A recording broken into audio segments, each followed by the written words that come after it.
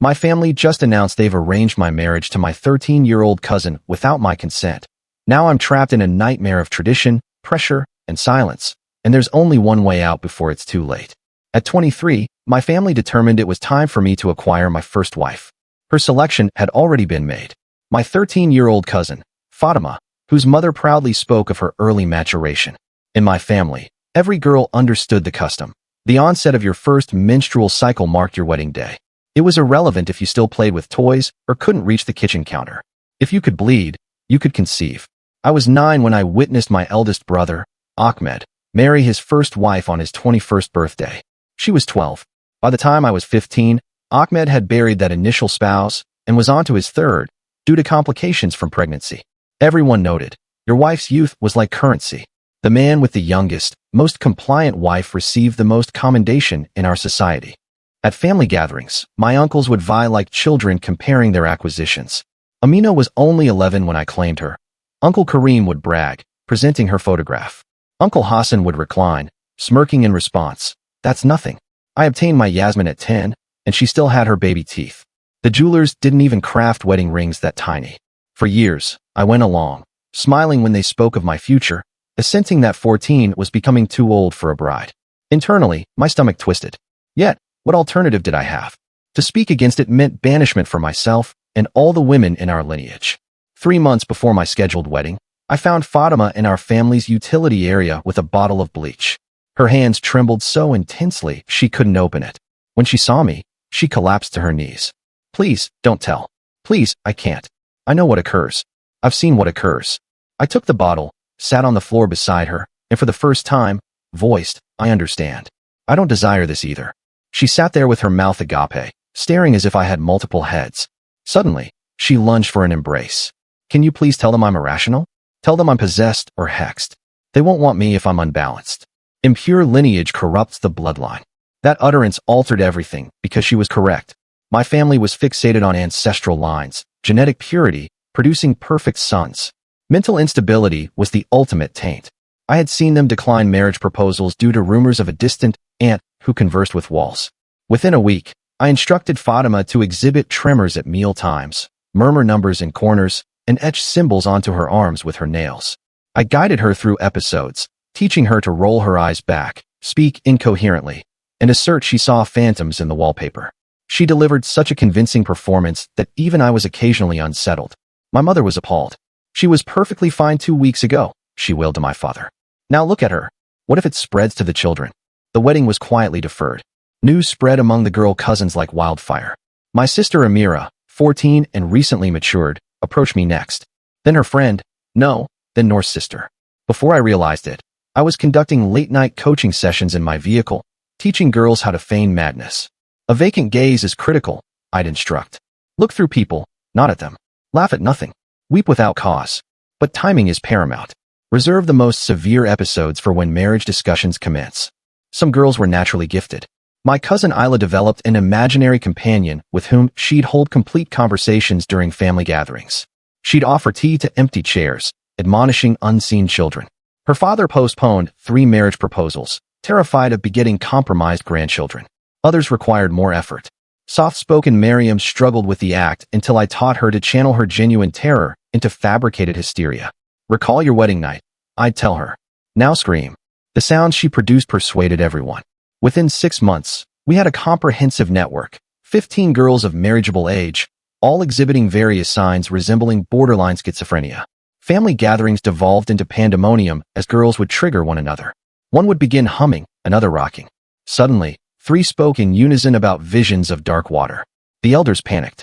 They brought in healers who demanded fortunes to wave incense. Doctors prescribed tranquilizers. Religious leaders performed exorcisms that left the girls even more plausibly traumatized. I believed we could sustain it indefinitely. The girls protected each other.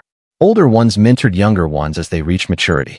We had a system, and though my family might have been rigid, they weren't foolish. So, after a year of unsuccessful remedies, they began discerning patterns. How the instability only afflicted marriageable girls. How symptoms peaked during wedding seasons.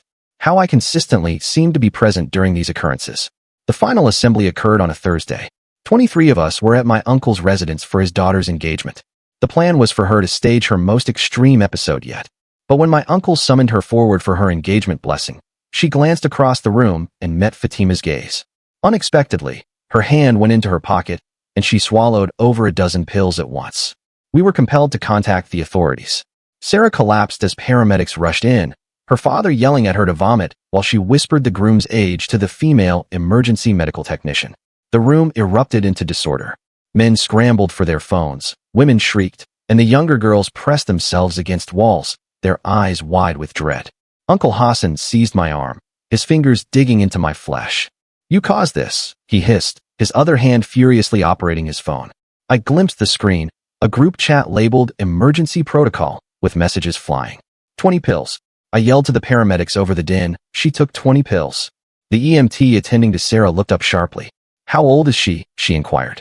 I watched every man in the room shift uneasily, their eyes darting toward exits. From across the room, Sarah's 11-year-old sister began signing frantically to the other girls. I recognized some of the gestures from our sessions. Danger. Hide. Flee. The younger ones began moving toward the kitchen door. Then, Fatima did something that froze everyone. She stood upright, abandoned her vacant stare, and spoke in a clear, strong voice for the first time in months. She took 20 pills because she's being sold to a 45-year-old man. The room exploded. Fathers lunged for their daughters, dragging them toward exits. Tables overturned. Someone's phone shattered against the tiled floor. Through the mayhem, I noticed one of the paramedics had pulled out her phone, photographing the embellished engagement stage with its child-sized seat. I had seconds to decide. The marriage documents were still in Uncle Hassan's study. The evidence we'd gathered over months was concealed in various locations, but Sarah was convulsing on the floor, foam at her lips. I chose Sarah. I dropped to my knees beside the EMTs, reciting her entire medical history, allergies, the precise time she'd ingested the pills. Behind me, I heard car doors slamming as 3 girls were pulled away by their fathers. Police sirens wailed outside. Through the window, I observed families scattering like insects when lights illuminate them. In the kitchen, smoke billowed. Someone was incinerating documents in the sink. The pungent odor of burning paper mingled with incense and the scent of fear. Officer Martinez was the first through the door. I had encountered him at community events. I knew he comprehended the darker aspects of our culture. His gaze swept the scene, the overturned furniture, the smoke, the young girls being hurried out back doors. He requested backup, specifically the specialized unit. They placed Sarah onto the gurney despite her unconsciousness. Her right hand remained tightly clenched. The female EMT attempted to pry it open to insert in 4, but Sarah's fingers wouldn't yield. Uncle Hassan cornered me by the stairs while everyone focused on Sarah. His breath, hot on my face, carried the scent of cardamom and fury. "Every girl will pay for this treachery," he said softly. "Beginning with your sister." Before I could reply, my mother appeared and slapped me forcefully across the face. The sound reverberated through the room. "You've ruined us," she shrieked. "Our family's honor. Centuries of custom eradicated because of your feebleness." I noticed cousins were live streaming her display on their phones. The family was already shaping the story. The EMTs wheeled Sarah toward the ambulance. As they navigated the gurney through the doorway, her clenched hand slightly relaxed. Something small and dark fell onto the white sheet. A flash drive. The EMT picked it up, furrowing her brow at the label in Sarah's neat handwriting. Insurance. Sarah's eyes fluttered open for a brief moment as they loaded her into the ambulance. Her lips moved, no sound emerging, but I clearly read the words, "Check your car." The ambulance doors slammed shut. Police began separating family members for questioning. I watched Uncle Hassan speaking earnestly to an officer, gesturing toward me, his face a mask of concern. Other men nodded along, their accounts already synchronized. At the hospital, Sarah's father arrived. I found him at the nurse's station, speaking rapidly to the staff. "She's been exhibiting signs of mental instability for months," he insisted. "Delusions, paranoia. She needs psychiatric confinement for her own welfare."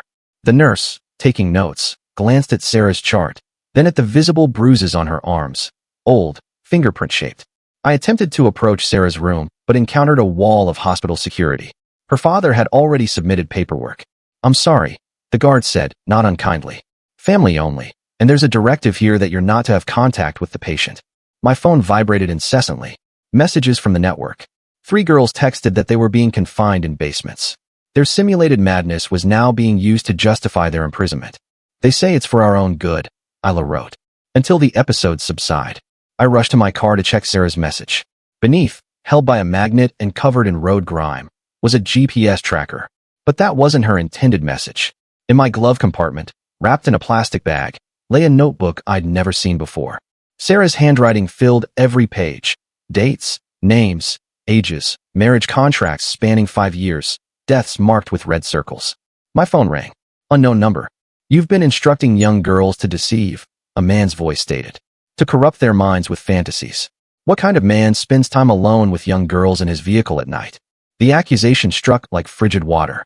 I realized how they would distort our story. Not a rescue operation, but a predator manipulating vulnerable children. Child Protective Services personnel arrived at the hospital while I stood motionless in the parking lot. Through the glass doors, I observed Uncle Hassan retrieve a folder. Even from that distance, I could discern official letterhead, psychiatric evaluations, all dated months ago, before our network even began. All signed by the same individual, Dr. Rashid, who had married my cousin 3 years prior. I needed those marriage contracts from Uncle Hassan's house. The evidence that would prove what we were truly contending with. I drove there, knowing it was likely a trap, yet having no alternative. The house was dark except for his study window. I scaled the back garden as I had as a child pilfering sweets. The study door was slightly ajar. I slipped inside, my phone ready to photograph everything. "I've been awaiting you." Fatima's father sat in Uncle Hassan's chair, fingers steepled. "We need to discuss your alternatives."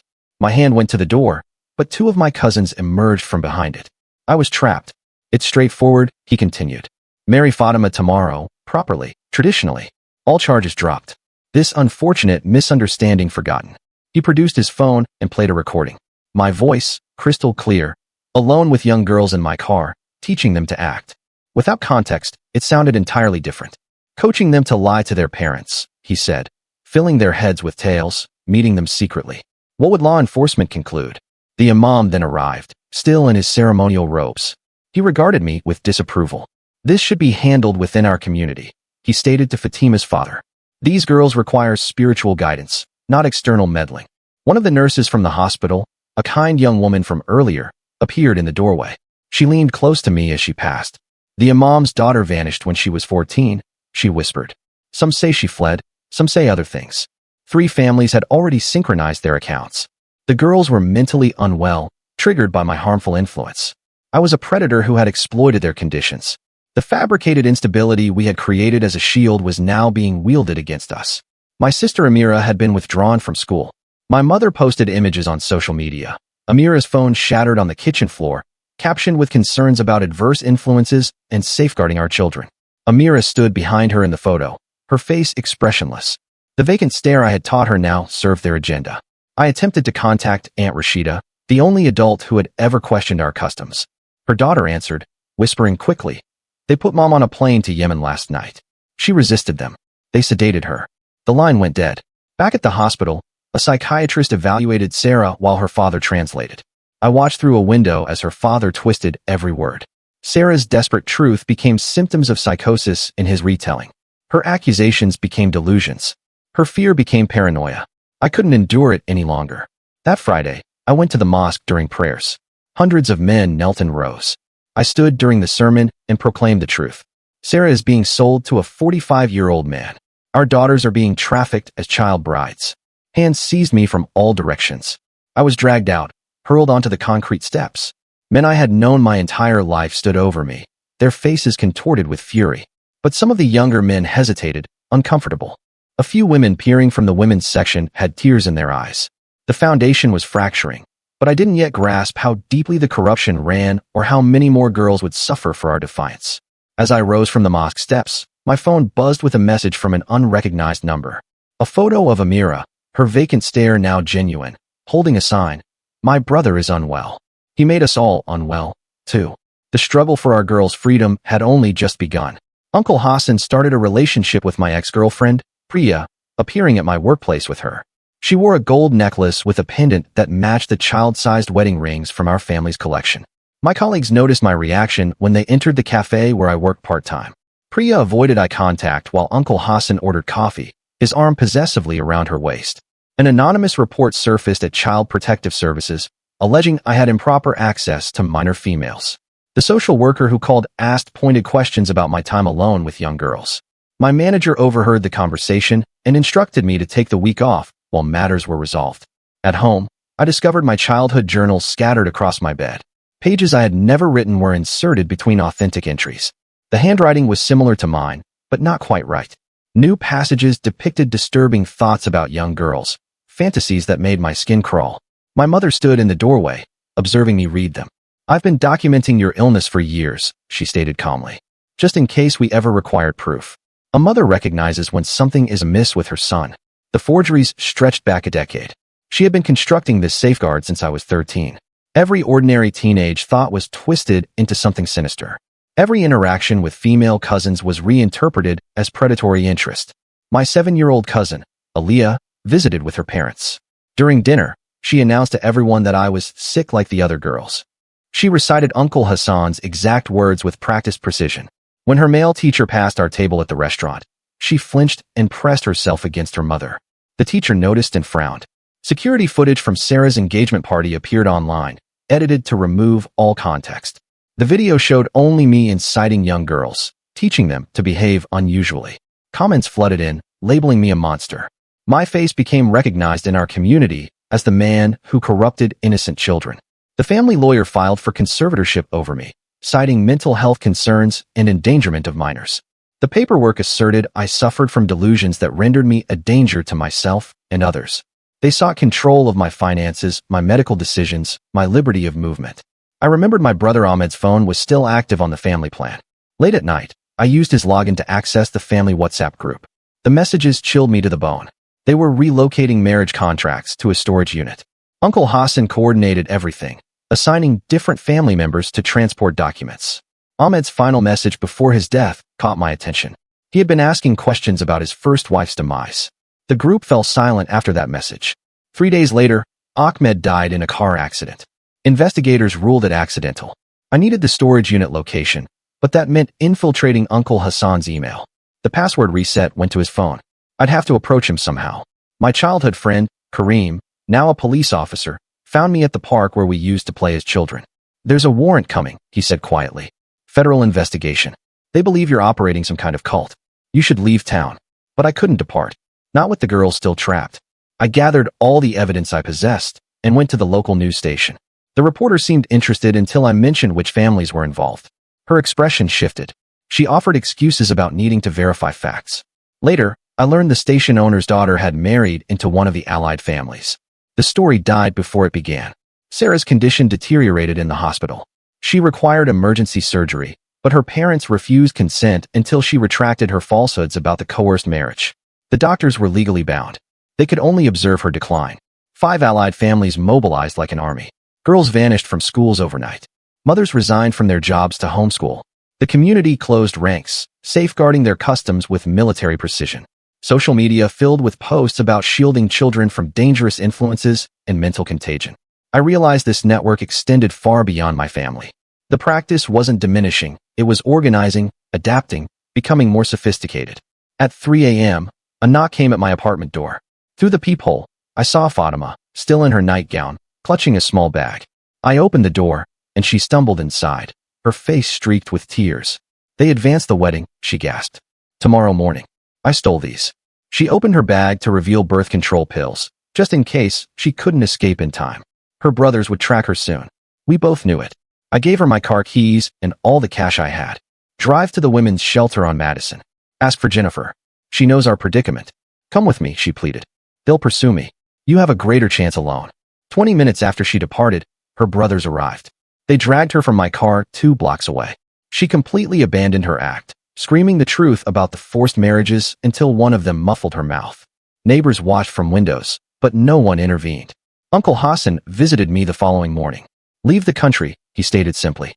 "Today, we'll purchase your ticket or stay and witness Fatima's wedding tonight." I refused.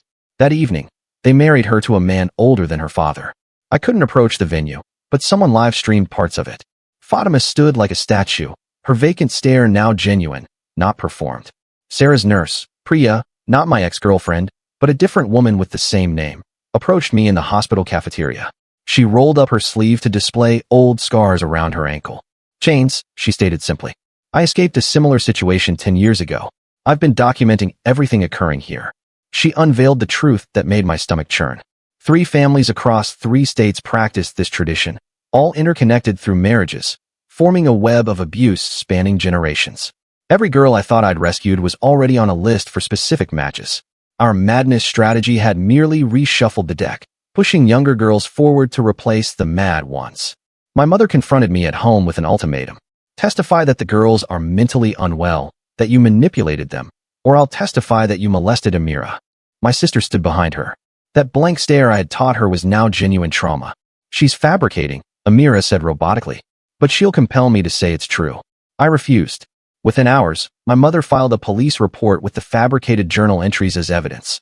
The investigation commenced immediately. Paranoid now, I began recording every interaction. A concealed camera in my jacket, audio recorders in my pockets. I became like them, constantly documenting, accumulating evidence, preparing for conflict. I confronted my father at his workplace about Ahmed's first wife. His colleagues feigned indifference to our heated exchange. She was too frail, he finally conceded. Some girls simply cannot handle their responsibilities. She was 12, I stated. She was prepared, he replied. The family decided. The storage unit location came from an unexpected source. The family doctor who had signed the psychiatric evaluations approached me outside the mosque. His own daughter had just turned 11, just experienced her first period. I'll tell you where the documents are, he said, if you promise to protect her. But when I arrived at the storage unit, security footage showed Uncle Hassan had already removed everything. He had anticipated betrayal from within. Kareem could no longer delay my arrest. Federal investigators were constructing a case against me as a cult leader who had brainwashed young girls. The family's narrative was prevailing. 3 girls attempted self-harm on the same night. 2 succeeded. Ayla was among them. At her funeral, I rose to speak about the truth of her death, but male relatives physically restrained me. Her father delivered a speech about mental illness, about protecting our children from dangerous influences. He gazed at me the entire time. Child Services removed me from the approved visitor list for all minor relatives. The social worker apologized, stating the family seemed deeply concerned about my influence on the children. She had no idea she was facilitating their system. My bank accounts were frozen after the family claimed I was mentally incompetent and stealing from them. Years of savings vanished. I couldn't afford legal representation. The public defender assigned to my case was overwhelmed and uninterested in cultural intricacies.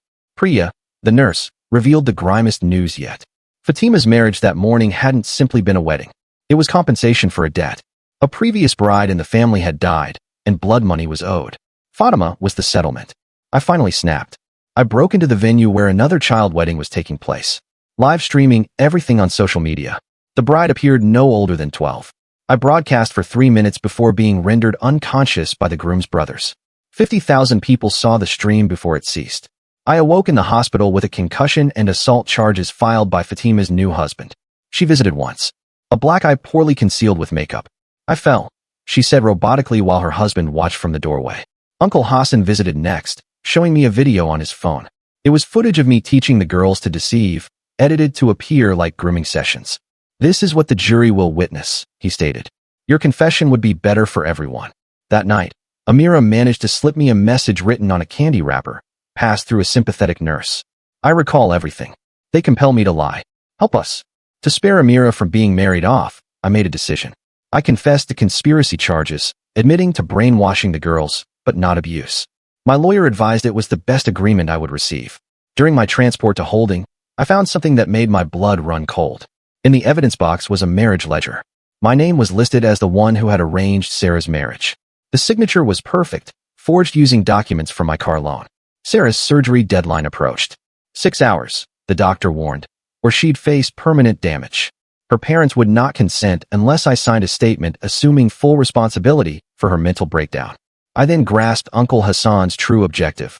My confession would invalidate every girl's testimony. They would all be dismissed as coached falsehoods. The madness strategy we had devised to protect them would be used to prove they were mentally incompetent witnesses. The court-appointed psychiatrist evaluated me while my family submitted years of fabricated evidence.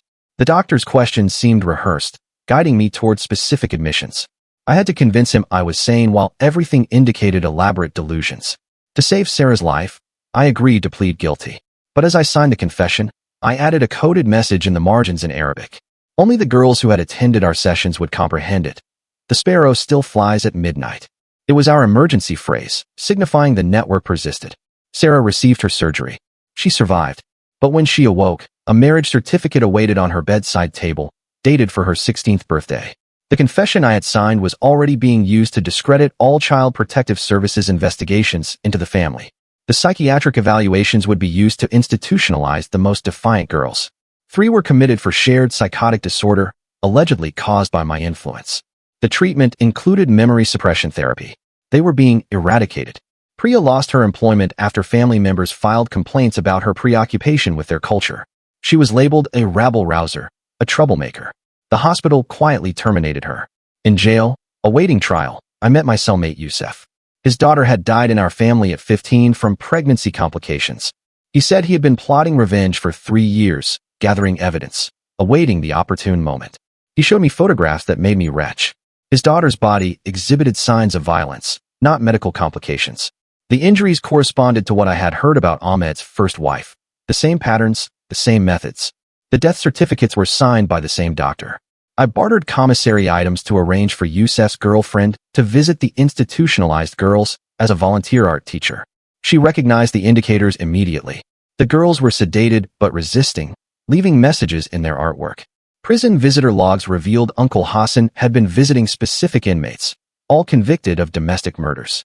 He was recruiting, building a network of men who had already proven they could kill their wives and evade accountability. To circulate evidence, I had to assault a guard and extend my sentence. During the disciplinary hearing, I slipped photos to a female board member who was a mandated reporter. She recognized the cultural markers, understood what she was witnessing. That night, Yusef died in a prison accident. His testimony about his daughter's murder would never be heard. The evidence he had collected vanished from his cell. Uncle Hassan's new strategy was revealed through intercepted letters. He was arranging marriages between institutionalized girls and prisoners who required citizenship. These marriages could occur without the girls even being present. Mental illness rendered wives unable to testify against husbands. It was a flawless system. Every safeguard we had constructed became a weapon against us. The documented mental illness invalidated all testimony. The fabricated madness we had performed was now real trauma that silenced them permanently. A federal investigation commenced, but it focused on me as a cult leader, not the family as traffickers. The narrative was established. I was the antagonist who had driven innocent girls to insanity with my delusions. Yusef's photographs haunted me even after his death. The matching injuries on his daughter and Ahmed's first wife indicated a specific killer, someone who had signed both marriage certificates. I cross-referenced the signatures with Sarah's notebook entries. The same elegant script appeared on 12 death certificates over 15 years. 2 institutionalized girls managed to communicate through their art therapy sessions.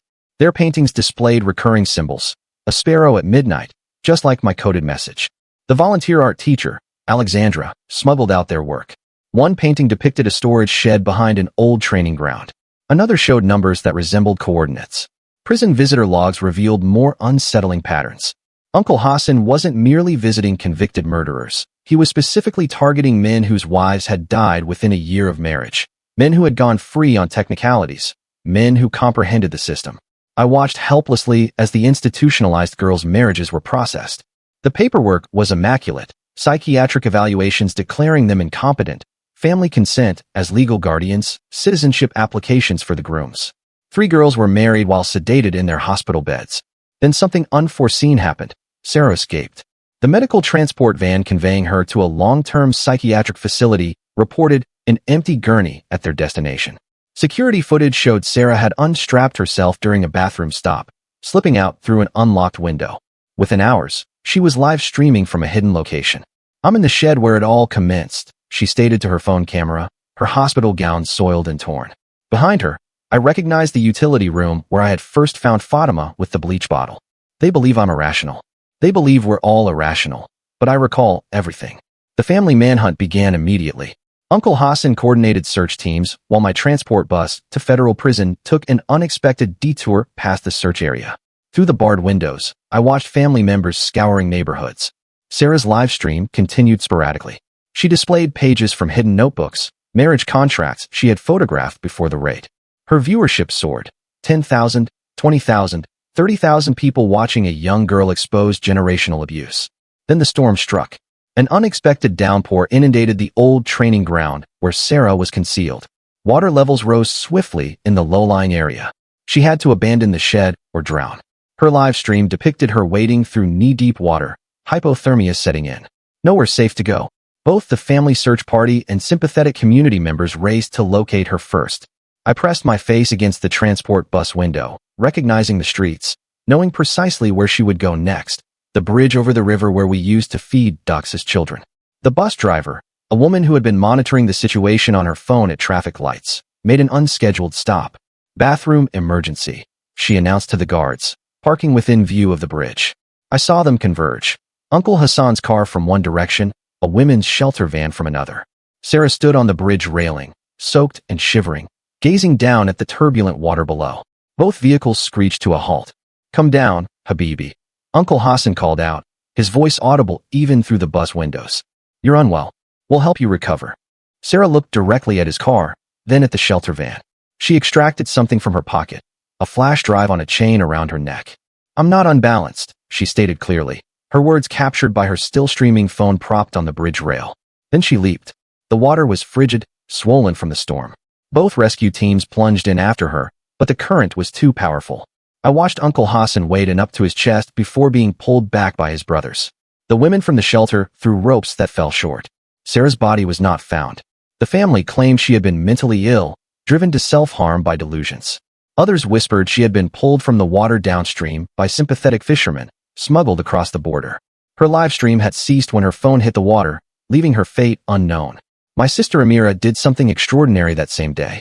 While the family searched for Sarah, she guided child services to our grandfather's grave. The headstone was loose. Beneath it, wrapped in plastic, were hundreds of marriage certificates dating back 60 years. The documents unveiled the truth that shattered everything.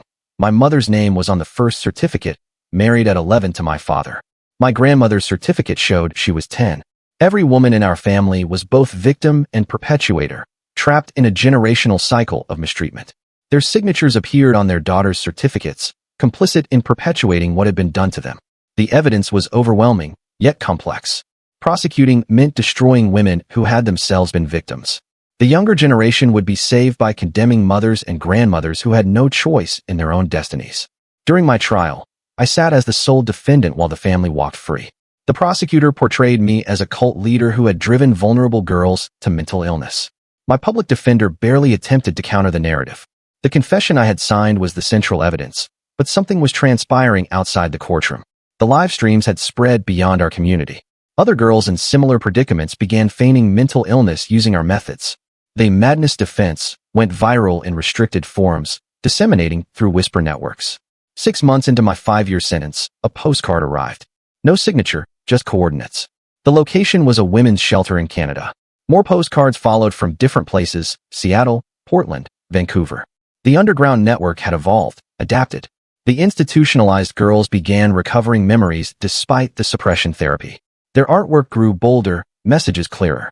One girl managed to escape during a supervised outing, following symbols other survivors had left in public spaces. Prison visitors brought news from outside. 3 more families had witnessed their marriageable daughters develop sudden mental instability. The symptoms were spreading faster than the families could contain them. Psychiatric wards filled with girls performing madness so convincingly that even experts struggled to differentiate performance from genuine trauma. Uncle Hassan visited me once in prison. He appeared older, grayer. "The bloodline is tainted now," he said quietly. "No one desires our daughters anymore. They're all considered flawed." I said nothing, but we both knew the truth. The madness strategy had been too effective. By teaching girls to simulate mental illness, we created a generation unmarriable by their criteria. The very purity the families obsessed over had been irredeemably compromised. Priya, the nurse, commenced a new position at a women's clinic in another state. She sent coded messages through approved channels. Former victims were becoming nurses, teachers, social workers. They were integrating themselves into systems where they could identify and assist others.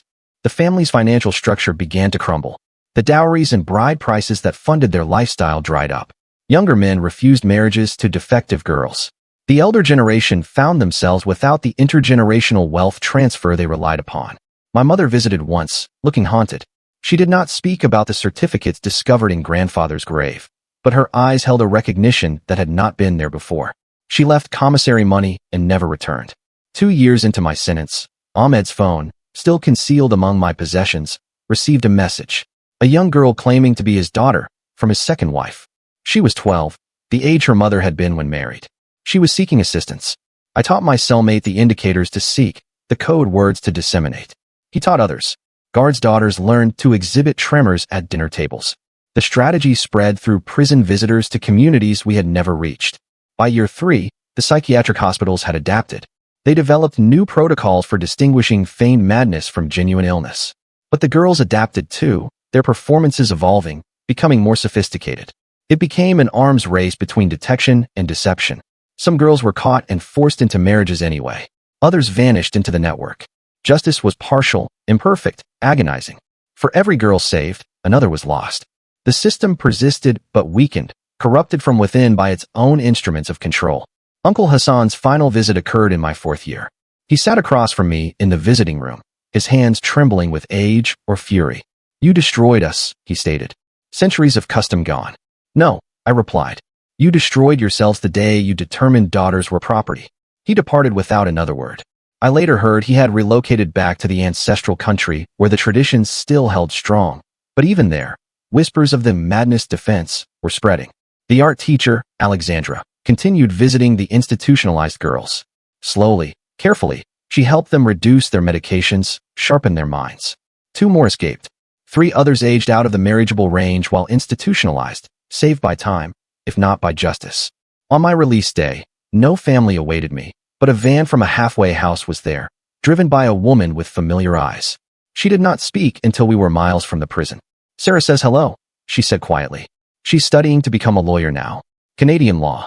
The halfway house was filled with men like me, brothers, cousins, uncles who had prioritized their daughters' freedom over family honor. We shared strategies, advanced the network, prepared for the next generation struggle. I found employment at a warehouse, lived quietly, remained off social media, but the postcards kept arriving. Each one signified a girl saved, a life reclaimed. The madness strategy had become larger than any of us. A viral defense against an ancient violence. 5 years after that Thursday gathering, I stood outside the mosque where I had been thrown down the steps. The building was for sale.